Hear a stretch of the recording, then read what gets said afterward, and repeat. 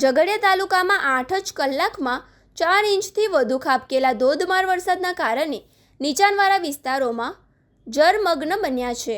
રાજપારડી સ્થિત રાજરાજેશ્વરી સોસાયટીમાં નજીકના નાળામાંથી વરસાદી પાણી ઘૂસી જતા સ્થાનિકો વિફર્યા હતા।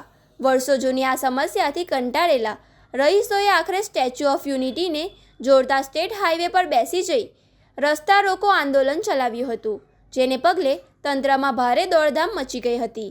સોસાયટીમાં નીચાણવાળા વિસ્તારના કારણે નાળાનું પાણી સોસાયટીના રહીશોના ઘરોમાં પ્રવેશતા ઘરવખરીને ભારે નુકસાન પહોંચ્યું હતું।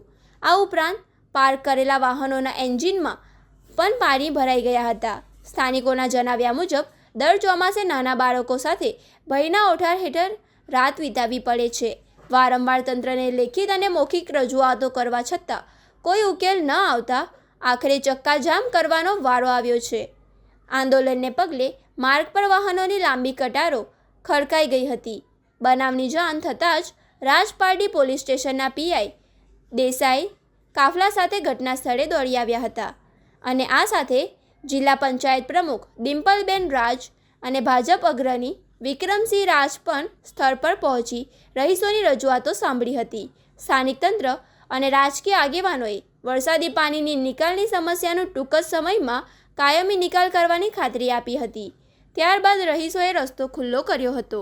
જો કે સ્થાનિકોએ સ્પષ્ટ ચીમકી આપી છે કે જો આ વખતે પણ ઉકેલ નહીં આવે તો ગાંધી ચિંધ્યા માર્ગે ઉગ્ર આંદોલન કરવામાં આવશે।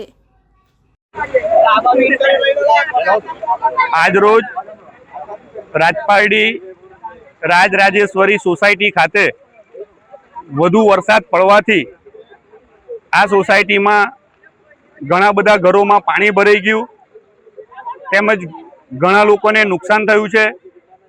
રૂબરૂ અમે અહીંયા આવીને આ લોકોને મળીને એમની જે પણ કંઈ તકલીફ છે એ તકલીફ અમે સાંભળી છે અને અમે તંત્રને જાણ પણ કરી છે કે વારે ઘડીએ આ સોસાયટીમાં વરસાદ પડવાથી પાણી ભરાઈ જાય છે અને આ પાણી ભરાવાથી આ લોકોને નુકસાન થાય છે। તો તંત્રને અમે જાણ કરી છે કે આનો તાત્કાલિક અસરથી નિકાલ કરવામાં આવે કે આ લોકોને વારે ઘડીએ જે પાણી ભરાય છે, જે તકલીફ થાય છે એ તકલીફથી છુટકારો થાય। તંત્રને તાત્કાલિક અસરથી પગલાં ભરવાની સૂચના પણ આપવામાં આવી છે।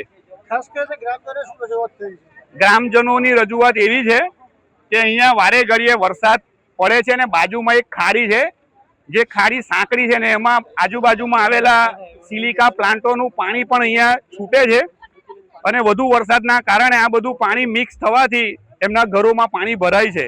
પરંતુ મામલતદાર સાહેબ, ટીડીઓ સાહેબ, પ્રાંત સાહેબને મેં ફોન કરીને જાણ કરી છે કે આવું ન થાય અને આ સિલિકાના પ્લાન્ટવાળાને પણ જાણ કરવામાં આવે કે પાણી છોડવામાં ન આવે લોકોનું। જ્યારે વરસાદ વધુ પડતો હોય ત્યારે આની ચોક્કસ કાળજી રાખે।